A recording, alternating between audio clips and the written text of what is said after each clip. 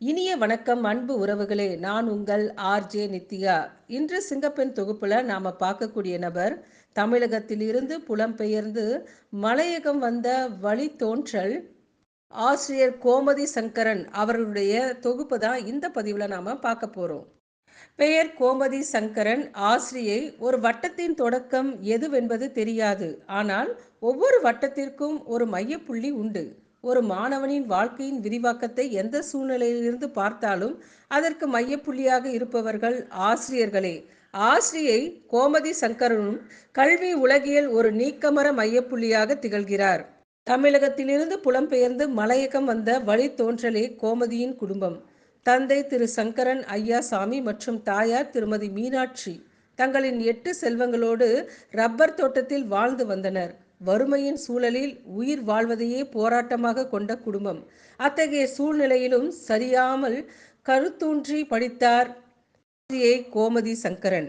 Johor மாநிலத்தில் உள்ள புக்கிட் ரங்கம் தமிழ் பள்ளியே அவரின் முதல் படி. பின்பு தெமங்கோங் இப்ராஹிம் ஆசிரியர் பயிற்சி கல்லூரியில் தமிழ் அறிவியல் பிரிவில் பயின்று அவ்வருடத்திற்கான சிறந்த கல்வி மற்றும் கற்றல் கற்பித்தல் இரு பிரிவிற்கான துறையிலும் 2 விருதுகளை வென்று சாதனை படைத்தார். ஒரு ஆசான் மாணவர்களுக்கு போதிப்பது நற்பணி. அதோடு நின்று விடாமல் வாழ்நாள் கல்வியை தாரக மந்திரமாக கொண்டு கல்வியில் தம்மை உயர்த்தி கொள்ள வேண்டும்.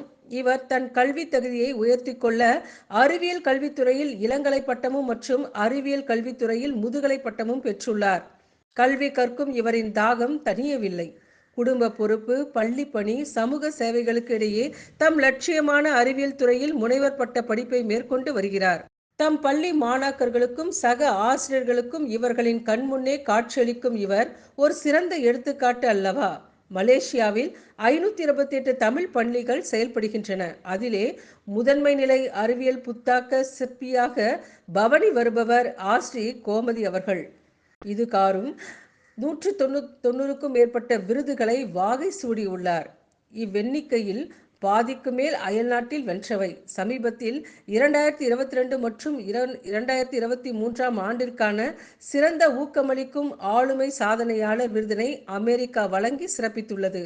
அறிவியல் புத்தாக்கத் துறையில் இவரின் சாதனைகளால் நாட்டில் உள்ள அனைத்து தமிழ் பள்ளிகள் பெருமிதம் கொள்கின்றன. இவரின் வழிகாட்டலில் நம் தமிழ் பள்ளி மாணவர்கள் பல பதக்கங்களை வென்றுள்ளனர்.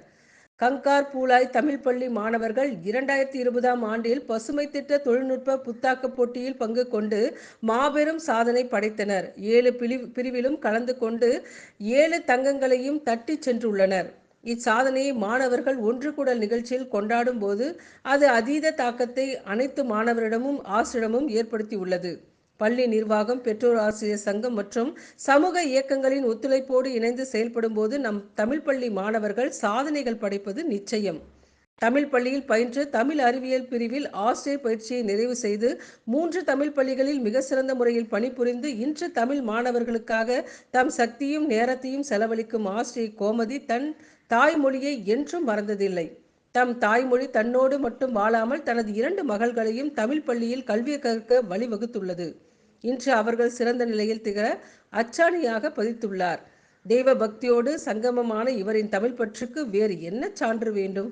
தமது கல்வி பயணத்தில் வகுப்பறை கற்றல் கற்பித்தலிலும் அறிவியல் புத்தாக்க சிந்தனையிலும் தாம் சிறந்து விளங்க தமது அன்னையின் ஆசியும் கணவர் மற்றும் செல்வங்களின் அணையா ஊக்கமும் தான் அடிப்படை காரணம் என்று கூறுகின்றார் கோமதி.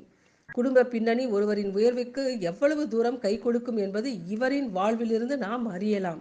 தமது மாணவர்கள் ஒரு நாள் அறிவியல் துறையில் நோபல் பரிசு பெற்று மலேசியாவிற்கு பெருமை சேர்ப்பார்கள் என்பது இவரின் கனவாகும்.